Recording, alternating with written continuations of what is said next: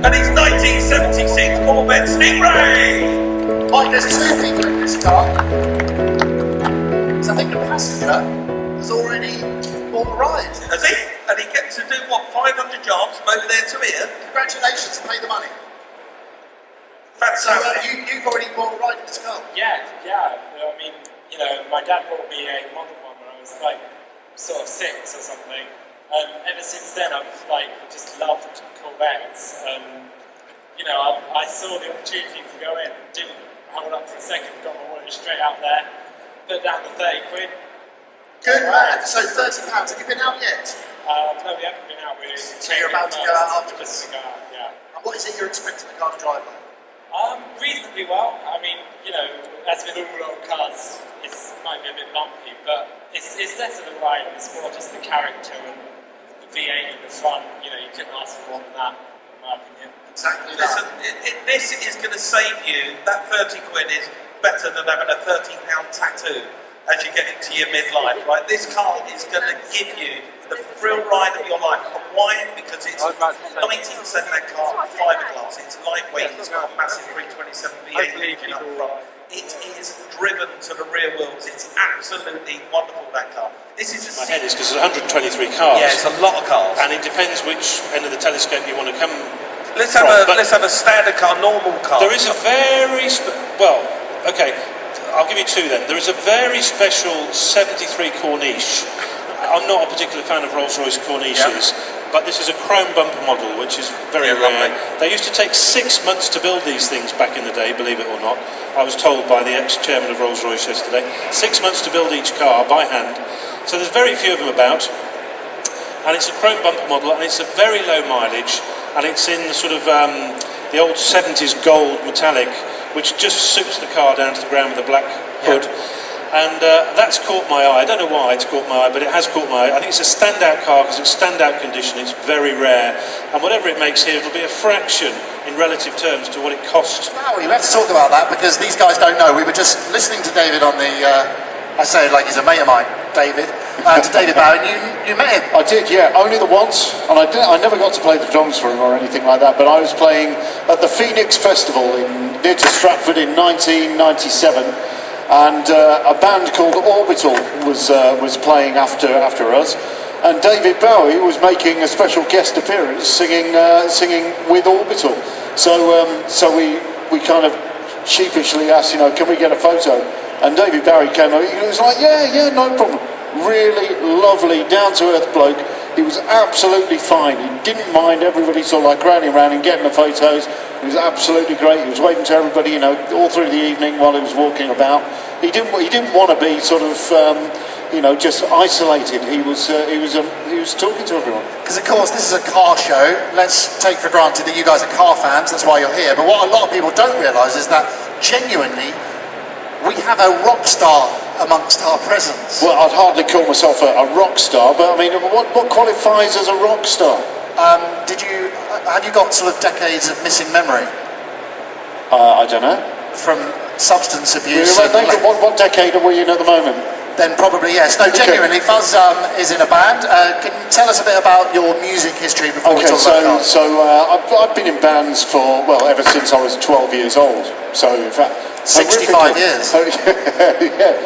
Yeah. So horrifically, for 40 years I've actually been on stage since the age of 12, and I used to play for bands like in the 1980s and 90s, like Pop Will Eat Itself and Bentley Rhythm Ace and Ranking Roger. General Public did stuff over in the States, all over the world. Then subsequently played for the Wonder Stuff and The Beat. Yeah, I play for The Beat at the moment. Beat, and of course The Beat's the song that I know. Mirror in the Bathroom. Who knows Mirror in the Bathroom? Yeah. 3 people. That's right, because you're often looking at it. 4 people. 4 people, that's great. Do you want me to sing it? Do you really want me to sing it? Do we want him to sing it? You don't. That wasn't that positive. really wasn't positive. Go on, give us a quick line for those who don't know it. Mirror in the bathroom, please talk free. The door is locked, just you and me. Can I take you to a restaurant that's got glass tables? You can watch yourself while you are eating. Ting, ting, ting, ting. Thank you very much. So not only can the rock legend Fuzz Townshend Well, he can't sing, but it's a good job he's a drummer. We obviously know you best for your car stuff. I can whistle. We can all whistle. We all know you best for your car stuff, and of course, Car SOS. Of course, yeah. So we've been making Car SOS now. Well, we're on the 5th series. It's almost like being establishment. I think that is establishment. Yeah. Well, how did it start? Not quite as much as the the big guys back there, but close. How did it start for you though? Because that's a question I get asked commonly. Right. How did I get into television? Television. How did you first start making car TV? Okay, so I used to be the technical editor for Practical Classics magazine. And also Classics Monthly for a while, and wrote for magazines for quite a while. But while I was on Practical Classics, when we were doing projects, when we were starting a project car, I'd get one of the guys from one of the photography magazines to come along and video me going to pick up the car and go and finding all the bits. Essentially, what ended up being, I suppose, the first little bit of Car SOS. So the researchers from the TV show were trawling through YouTube. They saw that.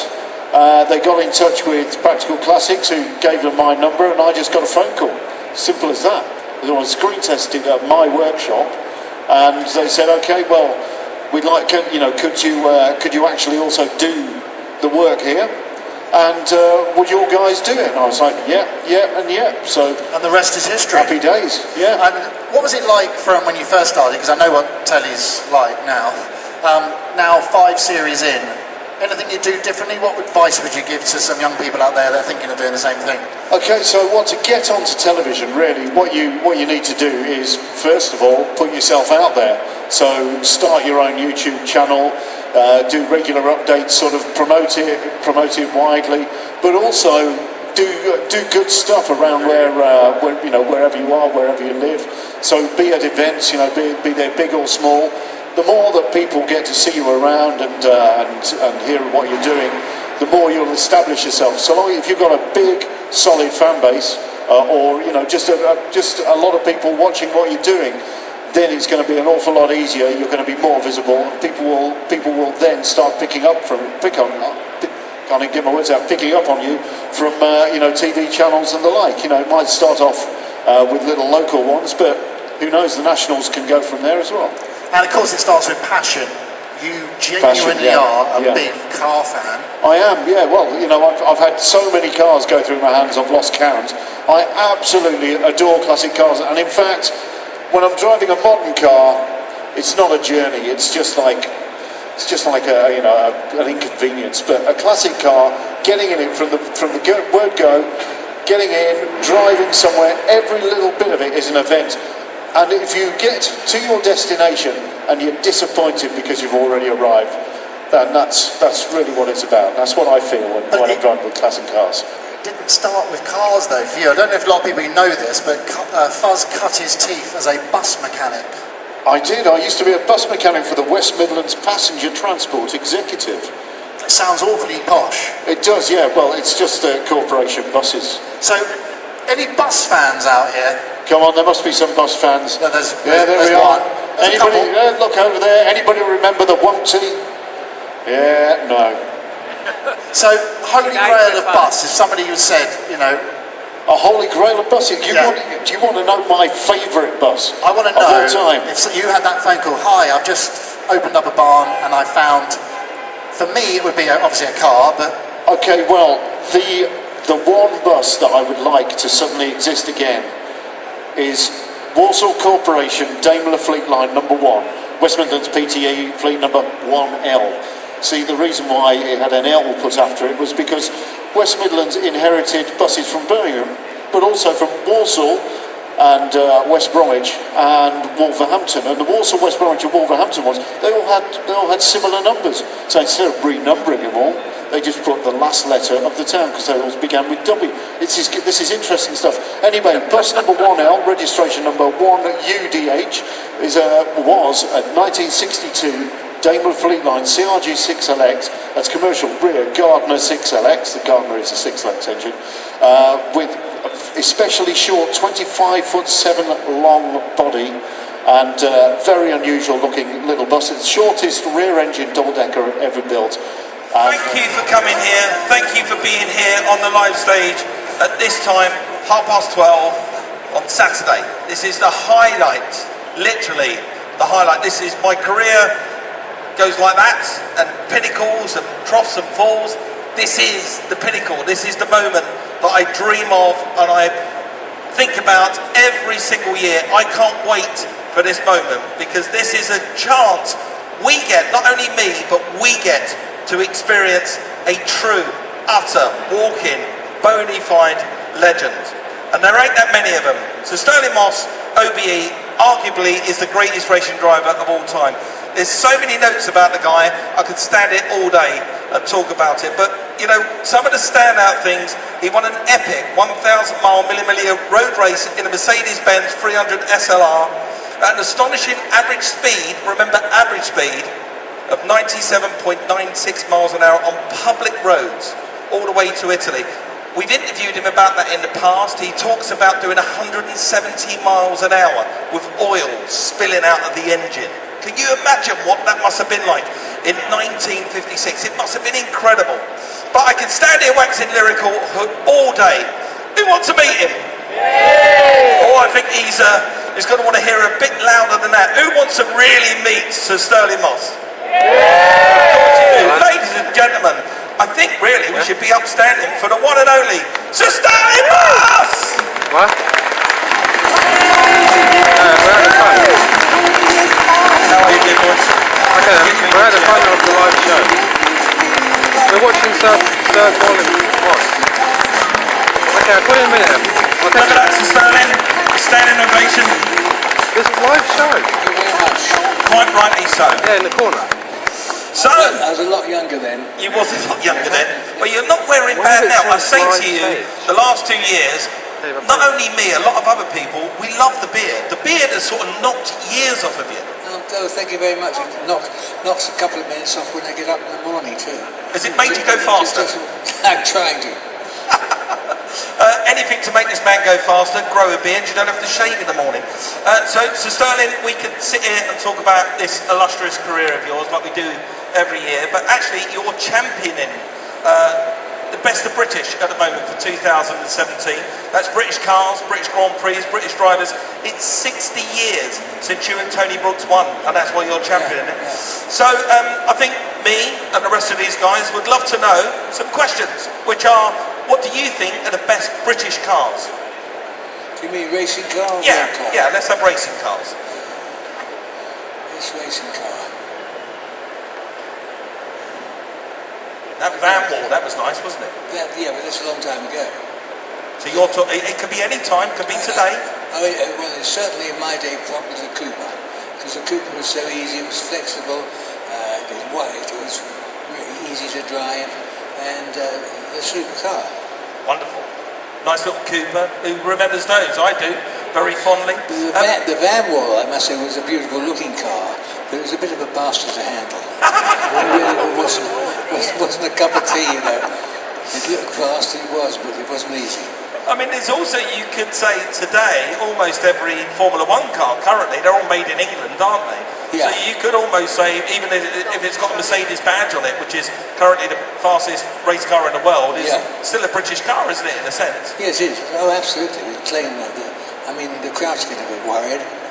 You know, they want to have theirs, and but we are at the moment doing exceptionally well in Formula One. We certainly are, which brings me nicely on then to the best British drivers, and obviously the answer to that question is your good self. But in your opinion, who are the best British drivers? Tony Brooks would be probably the man I'd choose. Who I'm glad to say is still, I believe, well and happy and everything else. He was certainly it's one of the fastest of all. Mike Hawthorne, Pete Collins. But now it's become such an enormous spread, the Formula One team. You know, I mean, they have sort of 50 men working in the racing department, and another 50 in the department for the following week. Yeah, it's enormous, really enormous. What about current drivers? We've got, you know, obviously Damon Hill, Nigel Mansell, Jenson Button, Lewis Hamilton. Yeah, all those other than Lewis actually, I think, have been pulled out, haven't they? Yeah. Yeah. Oh no, I think one has to say Lewis is probably the fastest driver out there today. Yeah, good. And he's doing so well, isn't it? I mean, unfortunately, he's not winning the championship. I think he wears his heart on his sleeve a little bit too much. Do you agree with that? Well, yeah, sometimes. Sometimes he says things he shouldn't probably. But he is really, really fast. He's a very quick man, isn't he? Very, very quick. And what about the best British Grand Prix? What would you say has been the best British Grand Prix there ever has been? Well, from my point of view, it's the year I won it. makes it really Of course. Yeah. Can you tell us a little bit about that? Well, about even to now, I don't know whether Fangio let me win because it's up at Aintree, and on the very last corner, I managed to get past, and then won it. And I've got a feeling that Fangio, the type of person he was, would say, well, might as well let Stirling have this race, because I can win other ones, and this is his home crowd. So he was that sort of man, a very warm man, and so I don't know that he was actually driving quite as hard as he might have been if it had been a little bit different. Isn't it fantastic to hear Sir Stirling talk about names like Fangio? It's just, I'm tickling inside. Absolutely brilliant. So, what about the best? That was at Aintree, which is in Liverpool. Yeah. It's the horse racing circuit, isn't it? Exactly. What about the best British Grand Prix circuit? Well, if you're talking now, I certainly, unfortunately, don't think that the modern Silverstone is as good as it was originally a long time ago. Yeah. I think none of the members were given or asked to give any input, I think, and they built this thing called the wing, and it really is, I'm afraid to say, it really is not the circuit that it ought to be. Yeah, I actually had and I'm not putting Silverstone down, and I know Sir Stirling isn't as well, but there's actually a bit of a flaw with it. I went to the wing building as a guest, and I stood in one of the hospitality units, and you can't actually see the Grand Prix circuit. It's below the level of the Grand Prix circuit. Yeah, it's actually designed by a plumber, I think. It certainly wasn't the best, but they were. Well, Sir Stirling, you always surprise us. Every year you're here. Where can people find you at the Classic Motor Show? Here? Yes. I don't know, but I'm on a stand, Peter James stand. Yeah, Peter James Insurance Stand. You can always find Sir Stirling over there. And you seem to be always busy. You're still incredibly busy. My phrase really is movement is tranquility. How good is that? I really can't. I think of just lying there not doing anything, I find rather boring. Yeah, If you're active, I think it makes a big difference. Because the next stop is the bad stop. I'm up there now pushing it. But, so the next stop, I don't want to go there. Absolutely, of course not. I want that on a T-shirt. Movement is tranquility. Sir Stirling Moss. Here, on this stage. No copyright. No copyright. Look, he's in straight away. So what's next for you, Sir Stirling? 2017 is already been a busy year, but what's next for you? Gosh, I wish I've got my PA here, so why don't you tell me where You're a very busy man, I know that. I know I've got to go abroad a couple of times. I spend a lot of time actually abroad, because that's where the money is. I get paid 50 quid or more for doing these things. Well, listen, me and this audience think you deserve every single penny of whatever you achieve and get in your life. We really do. It's an absolute honour for me to get to do this every year, to be on the stage in front of you people. You literally, every year we've shut the place down. You can hear a pin drop in here. That's because you're on the stage, and it really is a pleasure for all of us to experience a living legend. Ladies and gentlemen, I think, again, one more time, Sir Stirling Moss. Thank you very much. It's nice when you get older, if you're not forgotten, I'm not forgotten you, I don't think. You feel really great. It's so nice to be here. I hope everybody's enjoying the show as much as I am. It really is a very, very good show. Have you had a chance to see it yet? Sir Stirling, I'm such a busy man. It's nice that I'm getting interviewed now. I'm going to sit back down. This is great. It's nice that I'm getting interviewed. I'm such a busy man. I do get to see glimpses of the show when I arrive on Thursday night, and I get to go over onto other stands like Lancaster Insurance and other places, McGuire's, while I'm here. So I get to see glimpses of the show, but I don't get to really take it in as much as these guys get to, because they're just the audience. They can walk around and have a look. Yeah. I tend to get followed when I walk around. But that's always a problem. You go to these things, but it really is a terrific show. It's I've amazing. been really surprised at how well it comes together, how much there is to look at that people won't know about. So Exactly. It's all my own doing. You know, I put this yes, whole I thing appreciate together. that. That's why I like to help you a bit. I'm going to take the credit. One more time, ladies and gentlemen. So Stirling Moss! Thank you very much. Thank you.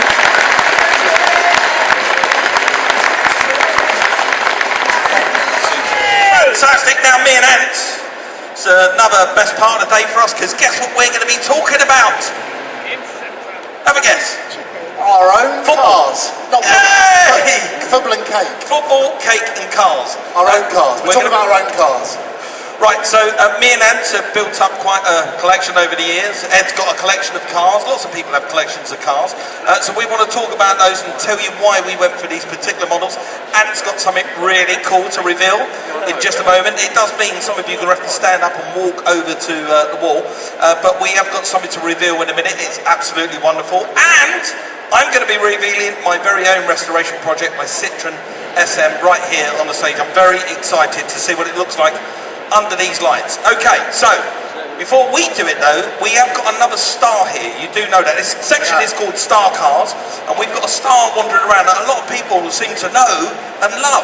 He's a guy called Jesse, and he comes from Storage Wars or Storage Hunters.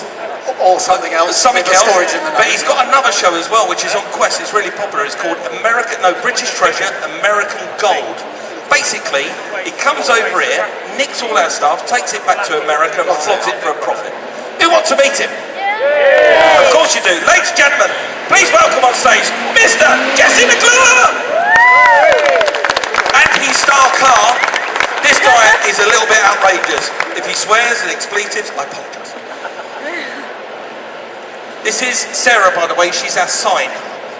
Ladies and gentlemen, Jesse McClure, and he is driving what looks like Peter Stringfellow's bedroom around, doesn't it? Look at it. Jesse, you're an American. Welcome to the UK. Look at that. Beautiful people. Look at that. I love it.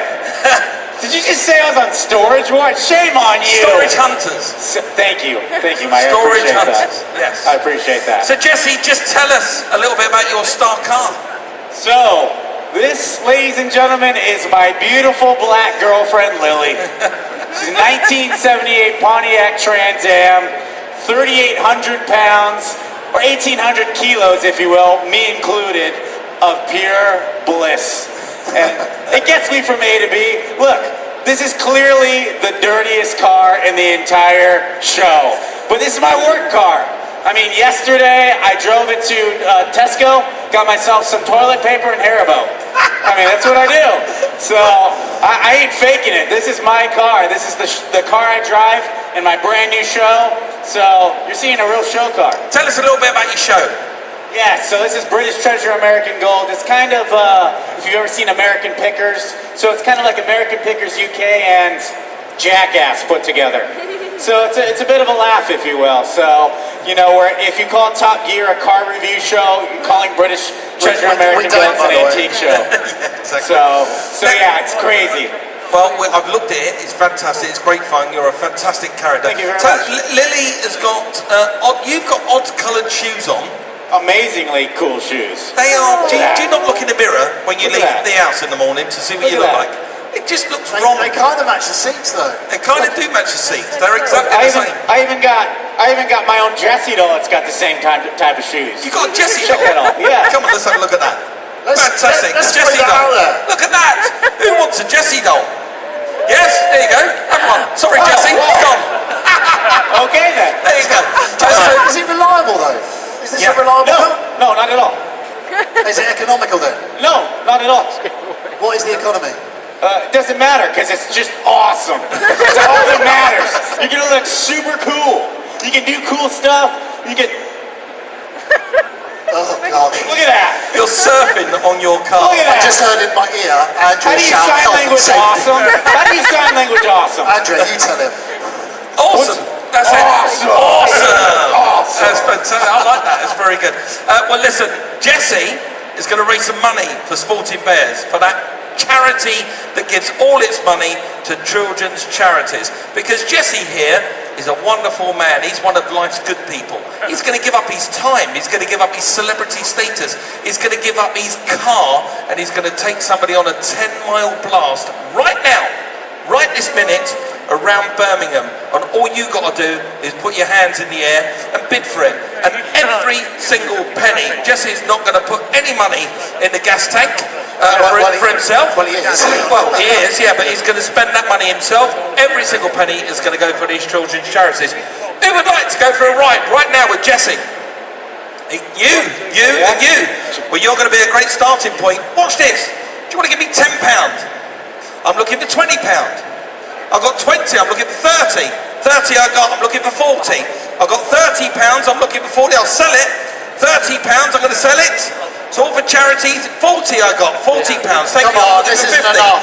£50 I got, thank you very much, £50. I'm looking for 60, sir. £60 I got. Yeah, I'm looking for 70. I'm looking for £70. I've got 60. I'm looking for 70. Do you want to go a little? 10 or more. 10 or more. 10 or more. 10 or more. Am I making it obvious now? 10 or more. £70. Well done. Got £70. Looking for 80, sir. It's against you. A ride with £80 I got. A ride with Jessie McClure. She's so disappointed. Come on, girl. £80. Come on, girl. Looking for 90. Come on, girl. It went for a lot more money yesterday. I Come got on. £90 I'm looking for. 90. All the money is going to charity. She just leaned back and said, can I borrow some money? Come on. £90 I've got. I'm looking for 90. I've got 80 over there. I'm selling it once for £80. Come on. I'm selling it twice for £80. Oh, £90 all the way at the back. Well done, sir. I've got £90. Yeah. I've got £100 against you now, sir. I've got 90 at the back looking for 100. No, why are you shaking your head? Who's this with you? Come on. Come on. You're disrespecting her by not £90 I've got at the back. I'm looking for 100. Yeah! £100. Right down there. Give a round of applause. Got £100. Yes. Well done, sir. I'm going to sell it once, and this is right now. Going to sell it twice. £110. Yes. This guy's serious at the back. £110. Going once. £110. right now. Going twice. Ready? £120. Pounds. Thank you very much. Fight each other. That would be amazing. £120. You know what I'm going to do? You're going to give 120. I'll tell you what I'm going to do. Would you give £110 for a drive with Jesse? You say yes. Yes. You have. And you, sir, you'll give £110. Both of you, sold. You both want to drive with Jesse McClure. Congratulations. If you'd like to step up now, literally right now, you're going to go right now. Bring your iPhone, bring your camera phone, and go and enjoy the experience of Bring your sexy British butts up here. Let's roll. of going for a drive with this man in a car. It could be your last. It could be your last. What side of the road do you drive on? Are you here? going in the car? This is the blue microphone. What's your name, young man? Philip. Okay, do you know anything about American people? No. What do you think they drive like? Crazy. What do you think he's going to drive like? This is a man standing on the roof of his car. Weirdly. Weirdly, let's get in there. Get over here. Come on, when we said it's now, it really is now. Jesse's going to take you for a ride in his car. I'm also going to be doing the same with me to a competition winner in just a moment's time, which I'm very excited about. Ladies and gentlemen, what can we say about this man? He is fantastic. He's on your screens on Quest Television. It's on Freeview. You can catch him any time of the day or night. He's very I love American. this guy. He's very American. Ladies and gentlemen, Mr. Jesse McClure!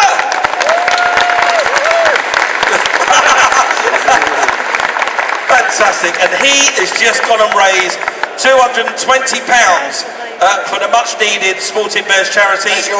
Make sure we got that money off you, sir. Thank you very much. I always make sure we get the money in the pocket. It's very important. Absolutely lovely. Wasn't that good? And you, sir, congratulations. Well done. He's got a really terrible coat. Your daughter's going to go. You can both go. I'm sure you can squeeze in the back. Come on, jump up on stage. And somebody's going to take you back down there. You're going to do 2 trips or 1 trip with all of them in? It's up to you. Do you want a separate trip or you all go together? All go together. There you go. Look at that. His little kid's got Jesse's glasses Jump in on. the back, fella. Kill them all in one go, he said. Okay, so this section section is called Star Cars, and the reason we've done that, that's a star, that's his car. I'm going to bring out another car now that is a star. It's a car that's been featured in many a movie. It's been featured on every Hollywood film. It's been everywhere, this car. It's so familiar. Yet it's American, and it belongs to two chaps, and we think this is a bit of a star, this car. And these two chaps are fantastic because they're from McGuire's, the famous polish company that have got the amazing stand here with the showcase winners on the stand. This car looks amazing. It sounds amazing. So let's meet it. And I'm not going to bring it up on stage. You know why? Because it weighs 2.6 tonnes. So I can't get it up on stage, so what I'm going to do is I'm going to bring it down here. Ladies and gentlemen, please put your hands together for Tom and for Dale and this wonderful Crown Victoria police car. Listen to that engine. Now you're probably thinking, what? Why would we be interested in a shiny Crown Vic? There's a couple of reasons. One is because it does this.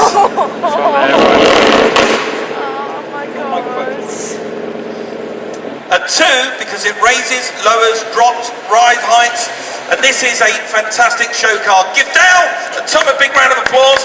If you guys don't know who these guys are, shame on you, you should do. There you go, that's Jesse McClure for you, ladies and gentlemen. Because Tom and Dale is fantastic. He's been here cleaning our cars for the Star Car section. Tom is a key member of the staff here at McGuire's. What these guys do is that they showcase their products around the world. They do a fantastic job doing it. Guys, tell us, is that the original paint on this car? Because it is so shiny. Yeah, so the bonnet has been repainted and one wing, but the rest of it is full factory paint. It's brilliant. John, as soon as these guys turn up, especially you, because this kind of hipster look, you're like a proper pair of detectives. Yeah, we like to give off that vibe. Why did you choose this car though? Because let's be honest, you could go for any car in the world and you bought a cop car. The main thing is police cars are cool. Yeah, I can vouch for we that. definitely wanted to take a police car and put it right on the floor and just cruise around and go to as many shows as we can. Okay, and then there's something tricky in the boot as well. Yeah, so that's our full air ride system.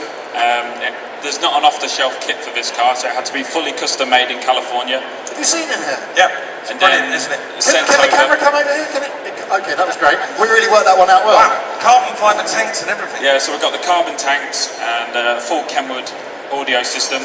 Like I said, the air ride's not off the shelf. It had to be made for this car and then developed even further by a company we work with called the Install Company, who worked tirelessly night and day to get the car as low as it is now. And I know the answer to this, and these guys are going to want to know the answer to it. Why is it important to choose a black car in your industry? Just because it doesn't lie. You know, it's going to show up any imperfection, but it's also going to show how rich and glossy a paint can be and reflect anything that, you know, is around it. Good answer. It is a good answer. I love the car. I think the car is absolutely fantastic. It is, believe it or not, right, okay, we spend a lot of time in America making the show wheeler dealers at the moment. That, in America, is now considered a classic, the Crown Victoria, and it is. It's on its way to becoming a classic. They're the most durable, hardy, hard-working cars across the whole of the USA. And guess what? You lot could buy one for a song, because the whole of America has abandoned, or Ford have stopped making the Crown Vic, and they're moving over to the Ford Explorer, an SUV. That means there's thousands, I mean literally tens of thousands of these running through auctions all across America currently, and they sell for, ready? $2,500, $3,000, a couple of grand to get yourself a Crown Vic. Plus, politically, America's in a good place right now, so... Yeah, it's perfect. And with the exchange rate being so positive... Yeah. Yes. Well, listen, guys, thank you very much for bringing it down. If people want to find out more about McGuire's, more about your products, more about you guys, where can they find you here at the NEC? Just head over to Hall 1. All the team are always happy to help, and you won't miss it as the stand's not very simple. It's not very subtle, and I can't wait to be there tomorrow. I'll be hosting and revealing the Club Showcase winner, which is on the stand. If you haven't seen the McGuire's stand, you must make it one of the must-do visits while you're here at the NEC. The cars there are basically the winners of all the Concours Car Club shows, if you like, around the UK. They're all brought together, and then there's one winner decided. They are the best of the best, so make sure you go over and see them. Dale, Tom, we can't thank you enough for what you do. Thanks for having us. They raise a lot of money for charity, these two boys, as well. That's why it's important to feature them. They do a good job. Thank you very much, guys. Now, yeah, give them a big round of applause. Now, this is a bit weird, okay? And I know, oh, listen to that noise. This is a bit weird, but what we're going to do now is me and Ant are going to walk over there, and we're going to talk about our next little parade of cars. You can leave your chairs. I'm pretty sure they'll be there when we walk back, because you need to walk back here as well. It's a bit weird, but we're just going to get up, walk over there, if you could, or just stay here and listen. I don't know if the camera crew can get over there so you can see, but we're just going to talk about the next three cars, then we're back here for the reveal of the Citroen SM. So over here, we've got three cars. Two of them are from my collection. The first one is this. We love this car, and that wasn't very good, because you're not as excited as I am about my car. Who really wants to see the car? I can't believe this car is mine, and I'm going to enjoy it. I'm going to give it to Sporting Bears. They are going to raise money with it. It's going to go to events all over the country. Ladies and gentlemen, please welcome on stage, hopefully, my Citroen SM and Paragon MOT and Service Centre in Northampton and Cosmetic Auto Care. Yes! Look at that! Wow! Let me come down here with you people. Oh my God! Boys! Sarah, just go that way just one bit. Look at that. Oh, I'm shaking. Actually, if you touch me, I'm actually shaking. I'm actually shaking. Oh, what a car. Look at the paintwork on that car. Have you ever seen paintwork on a car as gorgeous? Is it just me, or is that one of the best things you've ever seen, that car? Look, you're all going, yeah. It's just amazing, isn't it? And it's mine. I can't believe it's mine. And I couldn't have got there, and this car wouldn't be at the show if it wasn't for these fantastic people right here on the stage. So let's grab a word with them. I need a microphone, which nobody's given me. It's the red one. Sorry, they're all saying it's the red one. Okay, here we go. Ladies and gentlemen, this is Nathan, Roger and Aaron. They're from Paragon MOT and Service Centre. That's in Northampton. These are the guys that I challenged with the car to pull it apart and put it back together. See, this is not obvious, is it? I went to an MOT and Service Centre. Why would I do that? It's because I found out about this guy. I found out about his dad. I researched it just like you should do. And thankfully, I chose the right team. Nathan, when I turned up 90 days ago with this car, what did you think? Nuts, no way. Not a chance. I mean, it looked pretty sorry for itself, It was in a poor old state, yeah. The engine was locked up solid, and it just looked really bad. Carburetors were in the boot, you know, it was a sorry old state. So, you know, if I was a normal guy, a normal customer that come to your business and you see a car like this, what give you the confidence to tackle it? I've done his. Yeah, I've done that. We do a lot of classic cars, we do a lot of American cars, that's where we started from. But we've branched into this sort of stuff, and we run a DS in the family, we've got an SM in the family as well, so a car's a car. A car is a car. Ed says that a lot. Cars are cars, they're just... It's just in different skin. Just in different skin. He says the same a lot of the time. It's absolutely amazing. I mean, you've had problems along the way. And when I say they've had problems along the way, sorry, you people around here can't see me. I do apologise. I'm still here. When you say you've had... Oh, you've got the camera. When you say you've had problems along the way, literally, Nathan will be Facebooking me, texting me, ringing me at 11, 12 o'clock at night, still at the garage, still working on the car to try and get it finished. But the end result... I mean, we're going to talk to the boys at Cosmetic in a minute. The end result, you must be immensely proud. Yeah, just look at it. I mean, it is a wonderful looking car, and from what it was to what it is today is a world apart. Well, you should applaud yourself, because you've done an amazing job, and I know it's a great team. I spent quite a bit of time down at Paragon with these boys. You've got Roger and Aaron out in the audience. I noticed the man that keeps them fed very well. Give us a wave, that's Big Eddie. If you go down there to Paragon, and trust me, if you just went down there for an MOT, Eddie will turn up with a box full of donuts and cream cakes, so he just keeps you really well fed. They are absolutely fantastic people. Thank you, guys. Can't tell you just how proud I am of the work you've done. So that's the mechanics of it. These guys are in charge of getting this car running, driving, looking right. So now I needed a painter, and I needed a painter I've never worked with before. I wanted to choose a painter that I can challenge with the right job as a normal customer. We've written about it in Practical Classics magazine. I just wanted to be you guys to show that this can be done. So I landed upon this fine company right here. And my God, did I find the right people, because if there was a prize for the best paint job at the NEC, this would surely win it. This is Greg. This is Gary, sometimes we call him Alan, and this is Jerry, sometimes we call him Eddie Jordan. And this is his son, no, this is your son, I've written for Ellis, that's right, Ellis. Now the paint job on this car, first of all, the colour. Vert Agente, an amazing colour, it's the original colour. The challenge on a car like this is there is a lot of it, and there's a lot of flat sides. And to get the paintwork straight on cars, I know, because I've done thousands of them, is so difficult. So what were some of the problems you faced with this? Obviously, did they see the pictures yes. of that side? Yeah. So it's quite smashed in, quite rusty. We all looked at each other and thought, oh my God, timescale-wise, this is going to be, I mean, I'm lucky that these guys, you know, they don't mind doing it. We're not a normal 9 to 5 sort of garage. We're there all hours, and we just, you know, we wanted to make it really nice, because that's what we do. You know, every car we do, sort of, would we be proud of that? Yeah, so that's how we roll. Well, I'm not just puffing smoke up their arses for no reason at all. When I go down to that garage and I visit these guys and look at the Citroen, they've got cars that they're painting, other cars on projects that they're doing. They're all absolutely amazing. So if you get a chance or you want to restore a car, trust me, these guys know where it's at. They are the real Ed Chinas, if you like, the real ansteads. These are the real people that do it, not the people on television. If you want to restore a car, get a car fixed, you can do no worse than do what I did. Just search on the internet. Find people that you can form relationships with, that you can work with. This car is going to be moved over onto the carpet. The guys from Cosmetic and from Paragon will be over there.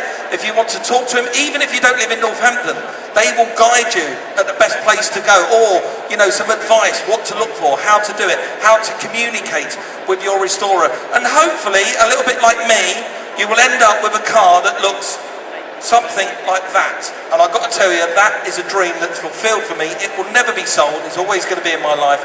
I absolutely love it. And guys, please step forward and take the applause of this wonderful audience, because you deserve it.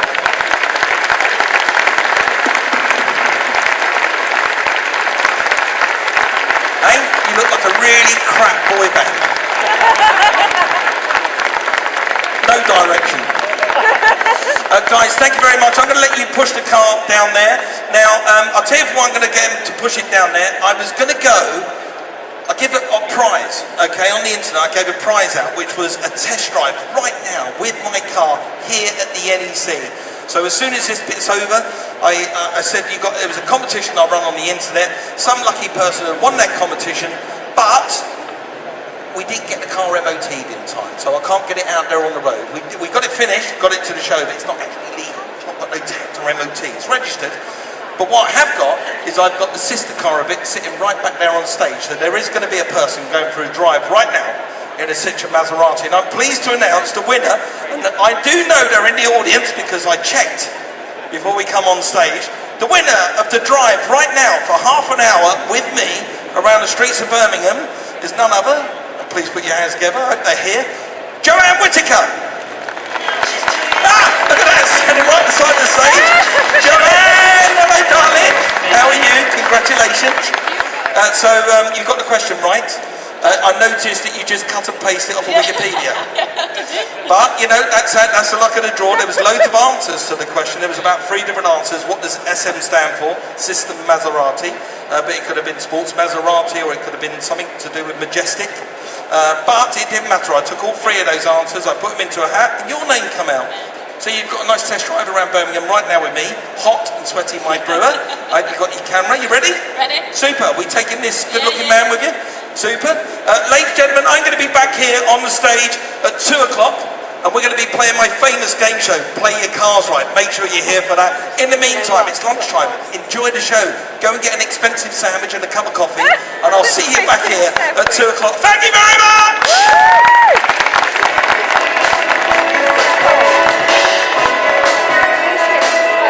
See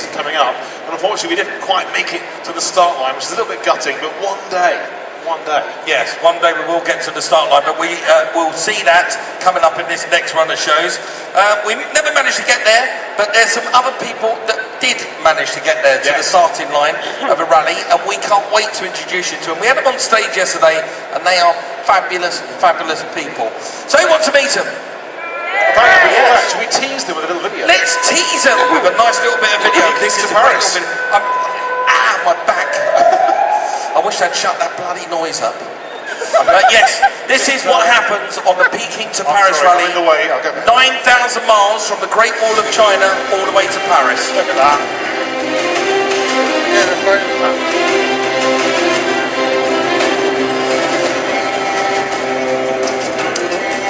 That's not going slowly, is it? Animals, like David Attenborough. Another pony. Oh, another pony. Smoking.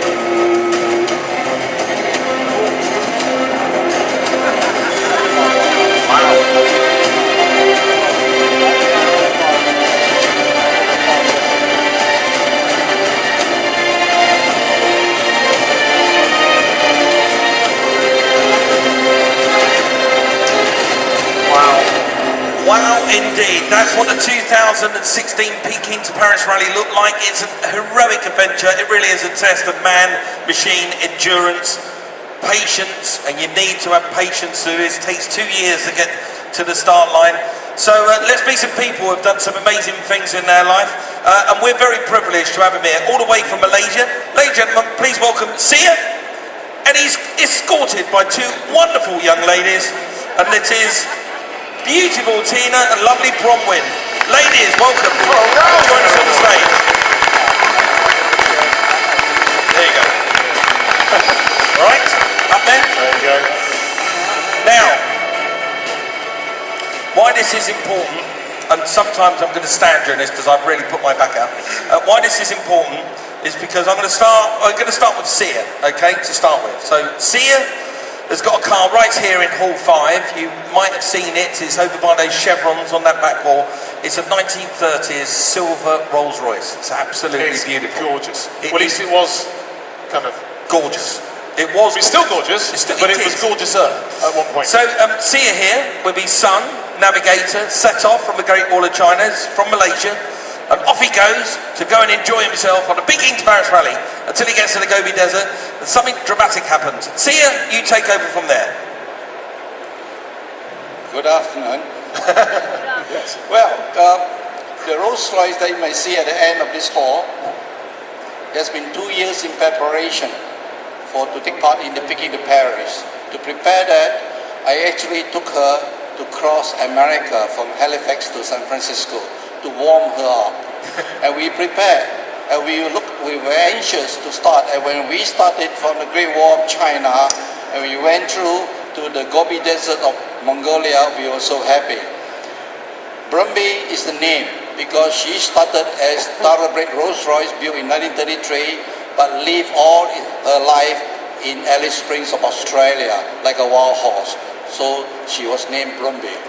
And Brumby performed very well as we ran through the Gobi Desert, and we finished every single stage within the time frame. Brumby is too heavy to take a challenge for the championship, but we were aiming after the gold medal. That is, we have to finish every single stage on time. On day number 8, we were driving happily when the autovac, the vacuum fuel pump, start to boil over, evaporation. Those who own the old cars will know, vintage cars will know, when you have fuel starving. When you have fuel starving, the only way you could do is stop the car, cool it down, and pour in more petrol. That would cost us time and cost me my gold medal. So, overzealously, I switched on my spare electric fuel pump, trying to help to fill up the tank, and there was a mistake. Soon, blue smoke came out, and ridiculously, the car was on fire. Wow. Big fire. Now, if you want to know just how on fire it was, there is the video of the car actually on fire. So you're thinking, okay, that's not much of a story, you know.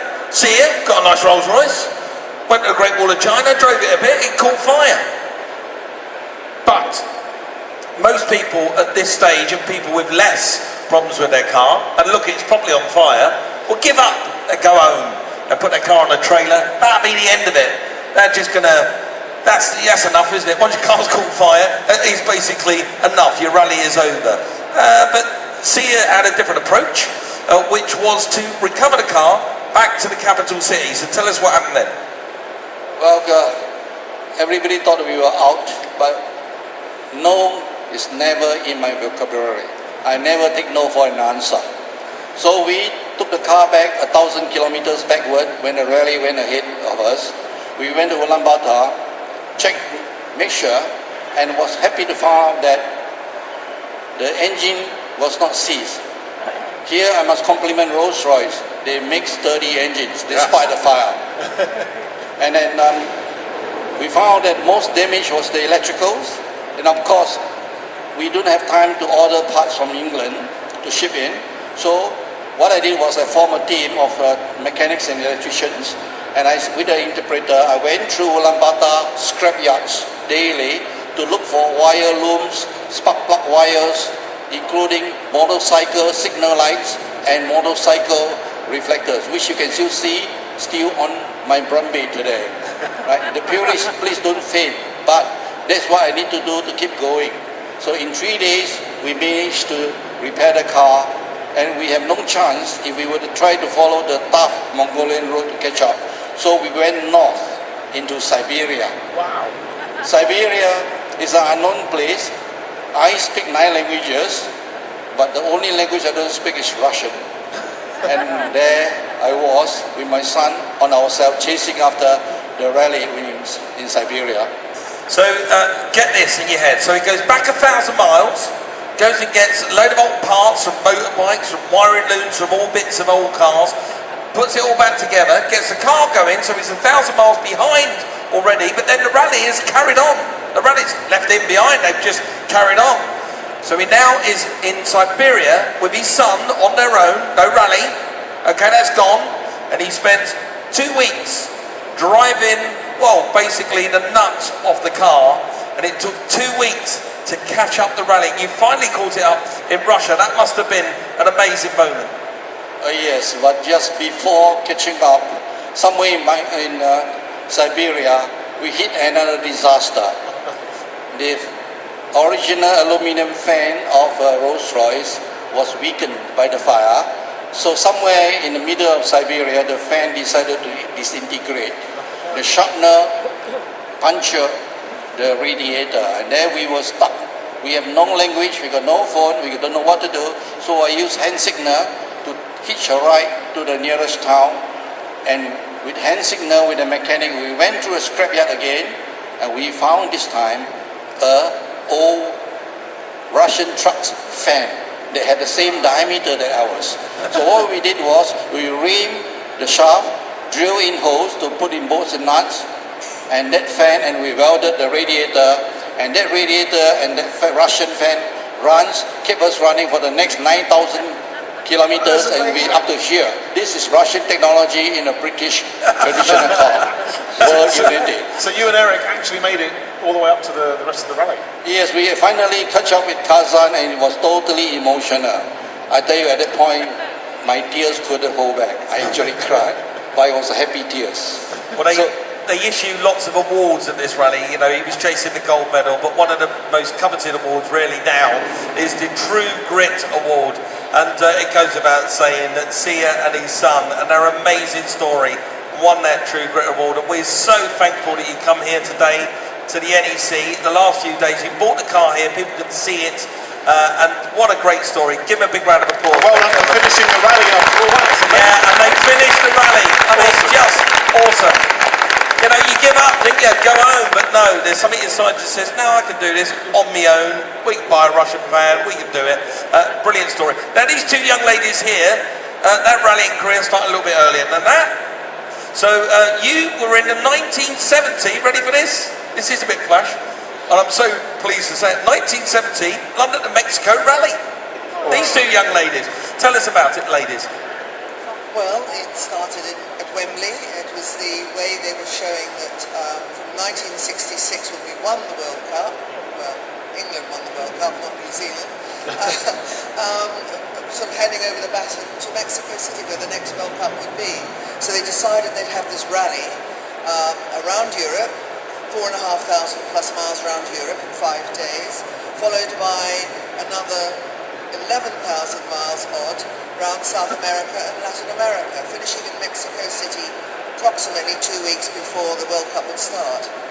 So this was a grand adventure. We were really very pleased to be going on this. We were going in, not in a Rolls Royce, but we were going in a Maxi, British Leyland Maxi, prepared by Marshall of Cambridge. And there were 3 of us. There was Tish Ozard, who's sadly no longer with us, myself and Tina. So, wow, we were first asked by British Leyland, did we want to take guns? Because we were going through bandit country. We were going through Yugoslavia, which was pretty dire. They offered you guns. That is crazy. Do you want guns? Do we want guns? A lot of people took guns. But we were asked did we want to take guns, and we had a chat amongst ourselves and decided that as 3 girls who have odd days in the month, probably guns were not wise, so we declined. Which is probably wise, because at one point I could have shot someone. That's another story. It wasn't me. So we turned up at Wembley, ready to go. We had beautiful white cat suits given to us by a fashion house, which was the year of the Avengers, so, you know, cat suits were in. And we were young and slim then. We thought we could conquer the world. And we said, 5 days around Europe. Yeah, it was absolutely brilliant. It was very hard work. The endurance bit was really, really hard. We went down all the stages we managed to get through. We did have punctures, but of course we've been practicing with marshals how to change a wheel quickly, and we could actually get a wheel off the top of the car onto the car in a minute and a half. But unfortunately we had 2 punctures in 1 kilometre, so that was pretty hard. That's terrible. Two in 1 kilometre. Yeah, that's tough, isn't it? I was the tallest, so I would get it off the ground. Yeah. The 2 girls were jacking up the car. You got it down to a minute and a half. To change. That's nearly Formula 1 kind of style. Yeah. You know, with only 3 girls, yeah, and that's not amazing. any men around. But the wheel didn't get back on the car, it got thrown into the car with us. I'm reading my notes here. I mean, they're quite astonishing figures. The World Cup Rally was relentless, covering 16,000 miles. That's right. 16,173 miles. You really have got these. I bet that's on a tattoo somewhere. This is how tough it was. Relentless. Out of the 106 starters, only 26 finished that rally. That's the attrition rate must have been something else. But also, just the fact you were saying you did 4,500 miles in 5 days. Did you sleep? We had 1 night sleep in Milan. We slept in the car. That's crazy. That's not comfortable. Obviously, I couldn't do that. Right, so you're all thinking this sounds like a great story, like Sia's story. You know, you can see Sia's car. This is a great story. These girls have got a lovely story to tell. Guess what? Pardon me? Sorry about that. Guess what? You can actually see their car. They found the car again. It's on display. I'm not going to tell you what state it's in a minute. It's on display, and you can come and see the car here, can't you, at the NEC? Cars here. All 4. Right, now I'm going to tell you what condition the car's in. Because, in fact, not me, you can tell the guys. What does the car look like today? The car is the same, looks the same as it did in 1970, but it's been re-prepped to run again. She's not going to just be a show car, she's going to do some historic rallying. Wow. I went past it this morning. There is a little Austin Maxi. These 2 ladies sat behind it. There's this Austin Maxi, remember? It's the angriest looking Austin Maxi in the world. It's sitting there going, I'm going rallying again. I'm going rallying. You can see it's just boiled up and it's waiting to get out there and start competing. The world of historic rallying is huge. It's massive. It's way bigger than the World Rally Championship. It's gigantic, in fact. That car getting out there and competing will be a joy for people. Please say that you're going to get back in the car and do some yourself. You're driving? Oh, fantastic. Oh, brilliant. Give a big round of applause, ladies and gentlemen. How good is that? See, do an adventure, find the car, bring it back to life and go and do that adventure all over again. Absolutely, that's what it's for. It's not a show car to come to shows. It will come to shows, but it's going to do what it's built for, is endurance. Fantastic. You got anything to add? Yes, we actually came 35th in the European stage. How about that? And ladies and gentlemen, if you want to see these people, want to meet them, want to talk to them, you can find Sia in the back of this hall, Hall 5, in front of his Rolls Royce. He'll be there and he'll tell you all about his adventure. I urge you to go and see the car, it's just beautiful anyway. And if you want to go and see Tina and Bronwyn, where can we find you, ladies? We're in Hall 4. All four? 670. 670, you can't miss it. It's the angriest looking maxi you've ever seen in your life that's sitting there. Go and see these ladies, go and see the car, and they will tell you more than what we've got up here on stage about their story. These, ladies and gentlemen, are real heroes and heroines, and that's the theme of the show. And we applaud you. I told you there'd be a tiny little audience. She said, is there anyone out there? I said, there might be a couple of people. Just a couple of people will come and see you. How nice was that? See? What did I say? Sit down, take the weight off your feet, 5 minutes of me and Ed enjoying ourselves. Why don't we turn this into a TV show? It's so much easier than repairing cars. It's lovely, isn't it? It's much more comfortable. Just Sunday night, after you've been out for the weekend, come home, switch on the TV, see us lot. It's nice, isn't it? I would go with that. Actually, I've got a question. How did you find the car again? Because presumably you didn't hang on to it. Well, I was out rallying for some time. I had family reasons, had to go back to New Zealand, and then I came back and had to get a job. And it was only a couple of years back when someone said to me, I didn't know you raced and rallied. I said, well, I didn't talk about it, it's like yesterday. And they said, but you did. And I said, well, how did you find out? So I found Tina, and she said, you must come and see the car again. Someone had got the car. It had been found in a chicken shed and sort of semi-restored. Well, pretty well restored, to be fair, but not to rally. And I saw the car for the first time at the Fedman Fair outside Cambridge in 2013. And the guy who owned it is here with the Minis. He had the car, and then I saw it again. We had a 45th reunion of the rally at Gaydon last year. Wow.